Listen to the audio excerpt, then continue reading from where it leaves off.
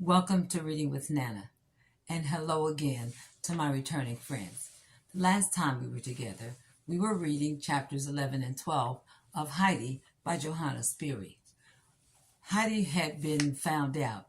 Well, let's say the ghost in the house was Heidi, who was going through sleepless nights and restlessness and sleepwalking because she was suffering from severe homesickness from missing Grandmama, Peter, the goats, and the uncle. So here do we discover that Mr. Sesame's friend, the doctor, advises him of the only cure for this child. So we will continue. Shh, Mr. Sesame. Don't you hear something? While they both listened, the bar was unfastened, the key was turned, the door flew open. Mr. Sesame seized his revolver. "You're not afraid, I hope," said the doctor, getting up. "Better be cautious," whispered Mr. Sesame, seizing the candelabra in the other hand. The doctor followed with his revolver and the light, and so they went into the hall. And there they discovered the poor child in the doorway. As our story continues,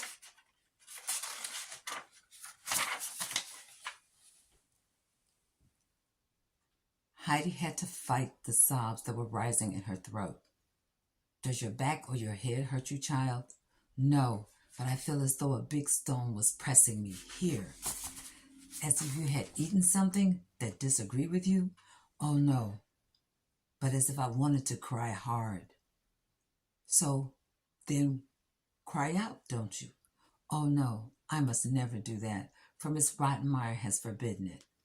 "Then you swallow it down, yes?" "Do you like to be here?" "Oh, yes," was the faint, uncertain reply. "Where did you live?" "With your grandfather, up on the Elbe." "But wasn't it a little lonely there?" "Oh, no, it was so beautiful." But Heidi could say no more. The recollection, the excitement of the night, and all the restrained sorrow overpowered the child. The tears rushed violently from her eyes, and she broke out into loud sobs. The doctor rose, and soothing her, he said, "It won't hurt to cry. You'll go to sleep afterwards, and when you wake up, something will come right." Then he left the room. Joining his anxious friend downstairs, he said, "Sesame, the little girl is a sleepwalker and has unconsciously scared your whole household. Besides, she is so homesick that her little body has wasted away. We shall have to act quickly. The only remedy for her is to be restored to her native mountain air. This is my prescription, and she must go tomorrow." "What? Sick? A sleepwalker? And wasted away in my house?" "Nobody even suspected it. You think I should send this child back in this condition when she has come in such good health?" "No, doctor, ask everything but that. Take her in hand and prescribe for her, but let her get well before I send her back." "Sesame," the doctor replied seriously, "just think what you are doing. We could not cure her with powders and pills. The child has not a strong constitution, and if you keep her here, she might never get well again. If you restore her to the bracing mountain air to which she is accustomed, she probably will get perfectly well again." When Mr. Sesame heard this, he said, "If that is your advice, we must act at once. This is the only way then." With these words, Mr. Sesame took his friend's arm and walked about with him to talk the matter over. When everything was settled, the doctor took his leave, for the morning had already come and the sun was shining in through the door. Mr. Sesame rushed upstairs and knocked at the housekeeper's door. He told her she must hurry and make preparations for a journey soon to be made. Miss Rottenmeier obeyed the summons with the greatest indignation, for it was only 4:30 in the morning. She dressed in haste, and with some great difficulty, given her state of nervousness. All the other servants were also summoned. In the excitement of it all, they were thinking the master of the house had been seized by the ghosts and that he was ringing for help. Coming down the stairs, looking rather terrified, they were very much surprised to see Mr. Sesame fresh and cheerful, handing out orders. John was sent to the horses ready, and Tinette was told to prepare Heidi for her departure, while Sebastian was commissioned to fetch Heidi's aunt. Mr. Sesemann instructed the housekeeper to pack a trunk in all haste for Heidi. Miss Rottenmeier was struck with an extreme disappointment, for she had hoped an explanation for the ghost mystery. However, Mr. Sesemann was not in the mood to converse with her further, and he went on up to his daughter's room. Having already been awakened by the clamor of the house, Clara was happy to see her father come into the room. He explained to her what had happened and how the doctor had ordered Heidi back to her home. They feared her condition was serious and she might even get worse. She might even climb out upon the roof in her sleep or be exposed to similar dangers if she were not cured at once. Clara did not receive the news well, and she did what she could to prevent her father from carrying out his plan. He remained firm, however, promising to take her to Switzerland himself the following summer, if she was good and sensible now. Only if she were good and sensible now. Resigning herself finally to the plan, Clara begged that Heidi's trunk be packed right there in her room. Her father said she could pack some nice things in the trunk for her little friend. Heidi's aunt had arrived in the meantime. When she had been told she must take her niece back to the Alps with her, Detta found no end of excuses. She did not want to return to the mountain as she still remembered the parting words spoken by the grandfather. Mr. Sesemann quickly dismissed her and summoned Sebastian. The butler was told to get ready for traveling with the child. He was to go to Basel the day and spend the night there, and on the morrow he could take the child to her home in the mountains. Listen, Sebastian, Mr. Sesemann said, and do exactly as I tell you. I know the hotel in Basel, and if you show my card, they will give you good accommodations. Go to the child's room and barricade the windows so that they cannot be opened but by the greatest force. When Heidi has gone to bed, lock the door from the outside, for the child walks in her sleep and might come to harm in the strange hotel. Do you understand? Oh, so she was the ghost in the house, exclaimed the butler. Yes, it was Heidi. You have acted cowardly, and you can tell John he is the same. Such foolish men to be afraid. With that, Mr. Sesemann went to his room to write a letter to Heidi's grandfather. Sebastian felt bad about it, and reproved himself for not having resisted John and pursued the ghost by himself. Mr. Sesemann called her now. Good morning, Mr. Sesemann, Heidi said when she entered. What do you think about it, little one? He asked. Heidi looked up to him in amazement. Hey, what you talking about? You don't seem to know anything about it, laughed Mr. Sesemann. Tinette had failed to tell Heidi about the plan, for she thought it beneath her dignity to speak to this lowly child. You are going home today. Home? Heidi repeated in a low voice. She had to gasp. So great was her surprise. Wouldn't you like to hear something about it? Asked Mr. Sesemann, smiling. Oh, yes, I should like to, said the blushing child. Good, said the kind gentleman. Sit down and eat a big breakfast now, for you will be leaving right afterwards. The child could hardly swallow a morsel, although she did try to eat out of obedience. This new development seemed to her as only a dream. Return upstairs to be with Clara, Heidi, until the carriage comes, Mr. Sesemann said kindly. Heidi was hoping she could see her friend, and so she quickly ran to Clara's room, where she saw a very big trunk sitting there. Heidi, look at the things I have packed for you. Do you like them? Clara asked. There were so great many lovely things in it, but Heidi jumped for joy when she discovered a little basket with 12 round white rolls, especially for the grandmother. By the time the carriage had arrived, the children had almost forgotten about the journey. Heidi collected her own treasures from her room, including the grandmama's book and the red shawl that Miss Rottenmeier had purposely left behind. Then, putting on her pretty hat, she said her goodbye to Clara.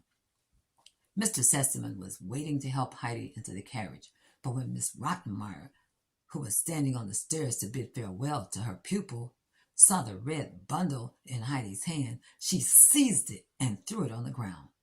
Heidi looked hopefully to Mr. Sesemann for help, and he picked up the little basket and returned it to her. As he put her in the carriage, Heidi thanked him for all his goodness. She also asked him to say thank you to the good old doctor, whom she suspected to be the real reason for this special trip. Mr. Sesame assured her that Clara would soon come to see her, that she would never forget her. Sebastian climbed into the carriage with Heidi's basket and a large bag filled with provisions. Mr. Sesame called out, "Happy journey!" and the carriage rolled off. Only when Heidi was sitting in the train did she realize where she was going. Now she was going to see her grandfather and the grandmother again, and also Peter and the goats. Her only concern was that the poor blind grandmother might have died while she was away. She was most excited about bringing the soft white rolls to the grandmother. As she mused over all these things, she fell asleep. When the train reached Basel, she was roused by Sebastian, where they would spend the night.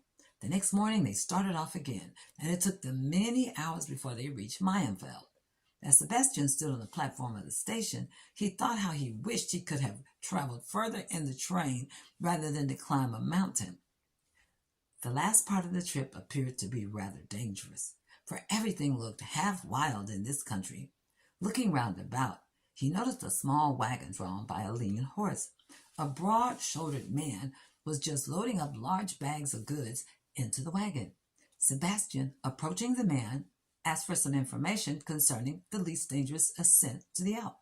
After a while, it was settled that the man would take Heidi and her trunk to the village, and from there they would find somebody who could take her up the mountain. Heidi spoke up and said, "I can go up alone from the village. I know the road." Sebastian felt a little relieved to hear that, so he presented her with a heavy roll of bills and a letter for the grandfather. They laid these items in the bottom of the basket, under the rolls, so as to be sure that they would not be lost. Heidi promised that she would be sure to deliver these things to grandfather. Sebastian lifted her into the cart, and the two friends shook hands and parted ways. Feeling a little bit bad that he had deserted the child at this stage in the journey, Sebastian took a seat in the train station to wait for the next train. Heidi promised she would be sure to deliver these things to grandfather. The wagon driver was none other than the village baker, who had never seen Heidi but had heard a great deal about her. He was familiar with her parents and immediately surmised she was the child who had lived with the uncle. Curious to know why she came home again, he started off in conversation. "Are you Heidi, the child who lived with uncle?" "Yes," she replied. "Why are you coming home again? Did you get on badly?" "Oh, no. Nobody could have gotten on better than I did in Frankfurt." "Then why are you coming back?" "Because Mr. Sesame let me come." "Why didn't you stay with the family in Frankfurt?" "Because I would rather be with my grandfather on the Alp than anywhere on earth." "You may think differently when you get there," muttered the baker. "It is strange enough, for she must know about this old man," he said to himself. That was the end of the conversation. By this time, Heidi was trembling with excitement as she began to recognize the familiar trees along the road and the lofty peaks of the mountains. Sometimes she felt as if she could not sit still any longer. She wanted to jump down and run through the fields and over the hills with all her might. They arrived at the village at the stroke of 5. Immediately, a large group of women and children surrounded the cart, for the trunk and the little passenger had attracted everybody's notice. As Heidi was lifted to the ground, the crowd pressed upon her, asking her all sorts of questions. It was all very frightening for Heidi, but after a while the crowd gave way. The baker explained to everybody that Heidi had arrived at the train station with the strange gentleman. He assured them that Heidi loved her grandfather with all of her heart, and she didn't care what the people would say about him. By this time, Heidi was running up the path to the mountain. From time to time, she had to stop, for her baker was heavy and she found herself short of breath. All the way, she kept thinking, if only grandmother is still there sitting in the corner of the room with her spinning wheel. Oh, but what if she has died? When the child caught sight of the little hut at last, her heart began to leap faster. The quicker she ran, the more her heart would beat. At last, she stood at the door trembling. She opened the door and ran into the middle of the room, unable to say anything. She was so out of breath. "Oh, Father God, The voice came from the corner of the room. Our Heidi used to come in like that. Oh Lord, if she could be with me once more before I die. Who has come? Who is it there? Here I am, grandmother.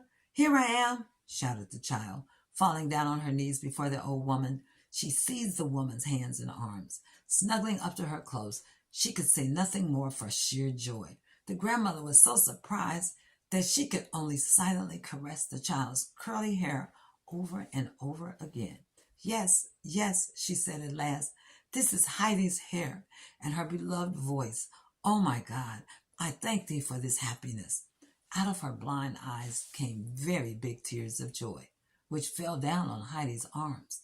Is it really you, Heidi? Have you really come again? Yes, yes, grandmother, the child replied.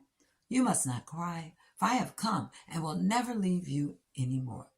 Now you won't have to eat hard black bread any more for a little while. Look what I have brought you. Heidi put one roll after another into the grandmother's lap. Ah, child, what a blessing you have brought to me, the old woman cried. But you are my greatest blessing yourself, Heidi. Then, caressing the child's hair with flushed cheeks, she asked her, just say one more word, that I might hear your voice. While Heidi was talking, Peter's mother arrived and exclaimed in amazement, Surely this is Heidi, but how can that be? The child rose to shake hands with Brigida, who could not get over Heidi's splendid frock and beautiful hat. You can't have my hat. I don't want it anymore. You see, I still have my old one, Heidi said, pulling her old crushed straw hat out of the basket. Heidi had remembered her grandfather's words to Detta about her fancy feathered hat. So she had taken great care to keep the old hat. Brigida at last accepted the gift after a great many protests. Suddenly, Heidi took off her pretty dress and tied her old shawl around her. Taking the grandmother's hand, she said, Goodbye, I must go to grandfather now, but I shall come again tomorrow. Good night, grandmother. Oh, please come again tomorrow, Heidi, implored the old woman as she continued to hold her fast. Why did you take your pretty dress off? Asked Brigida. I'd rather go to grandfather's that way, or else he might not know me any more. Brigida accompanied the child outside and said confidentially, He would have known you in your frock. You ought to have kept it on.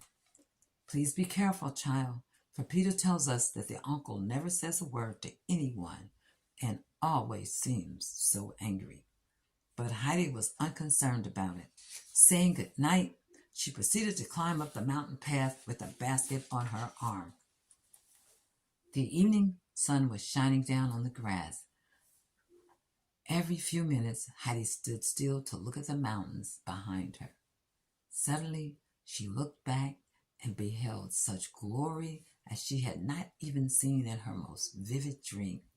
The rocky peaks were flaming in the brilliant light. The snowfields glowed and rosy clouds were floating overhead. The grass was like an expanse of gold, and below her the valleys swam in the golden mist. The child stood still, and in her joy and transport, tears ran down her cheeks. She folded her hands, and looking up to heaven, thanked the Lord that he had brought her home again. Truly, God had answered her prayers. She thanked him for restoring her to her beloved mountains. In her happiness, she could hardly find words to pray. Only when the glow in the heavens had subsided could Heidi follow the path again. She climbed faster and faster, straining to see first the treetops, then the roof, and finally the grandfather's hut. Now she could see her grandfather sitting on the bench, smoking a pipe. Above the cottage, the fir trees gently swayed and rustled in the evening breeze. At last she had reached the hut, and throwing herself in her grandfather's arms, she hugged him and held him tight. She could say nothing but, Grandfather, grandfather, grandfather, in her excitement. At first, the old man said nothing, but his eyes were moist. Loosening Heidi's arms at last, he set her on his knee. When he had looked upon her for a while, he finally said, So you have come home again, Heidi? Why? You certainly do not look very citified. Did they send you away? Oh, no, you must not think that, Grandfather. They all were so good to me. Clara, Mr. Sesame, and Grandmama. But, Grandfather, sometimes I felt as if I could not bear it any longer to be away from you. I thought I could hardly breathe. I could not tell anyone, for that would have been ungrateful.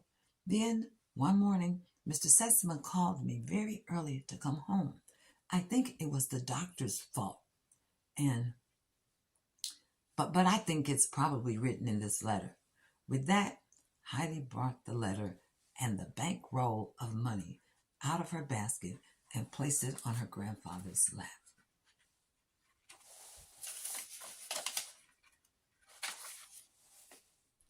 This belongs to you, he said, laying aside the roll of money. Having read the letter, he put it in his pocket. Do you think you can still drink milk with me, Heidi? He asked while he stepped into the cottage. Take your money with you. You can buy a bed with it and clothes for many years. I don't need any of it, Grandfather, Heidi assured him. I have a bed, and Clara has given me so many dresses that I won't need any more all my life. Put it in the cupboard, for I'm sure you shall need it some day.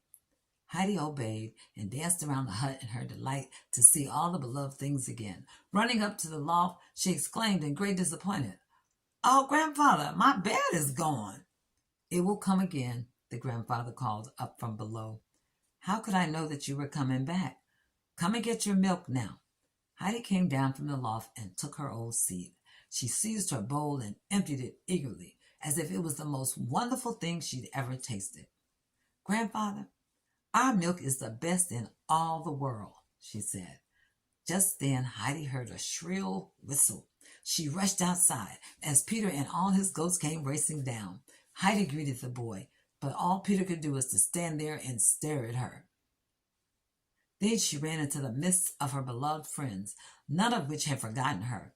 Schwanli and Barley bleated for joy, and all her other favorites pressed near to her. Heidi was beside herself with joy, and caressed little Snowhopper and patted Thistlefinch till she felt herself pushed about among the small herd. Peter, why don't you come down and say good night to me? Heidi called to the boy. Have you come again? He exclaimed at last. Then he took Heidi's proffered hand and asked her, as if she'd been always there, will you come up to the mountain with me tomorrow?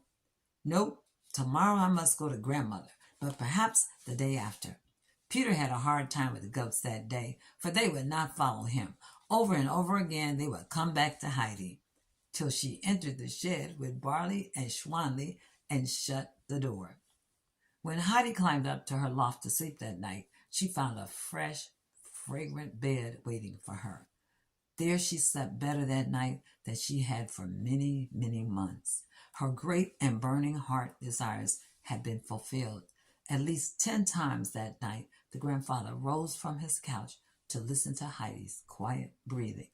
The window was covered by hay bales, and so the moon could hardly shine on Heidi any more. But Heidi slept quietly all night, for she had seen the flaming mountains and had heard the fir trees roar in the wind. And that's the end of our story for today. We will begin with chapter 14 on Sunday when the church bells ring. I hope you enjoyed the story. Click like or subscribe. Until next time.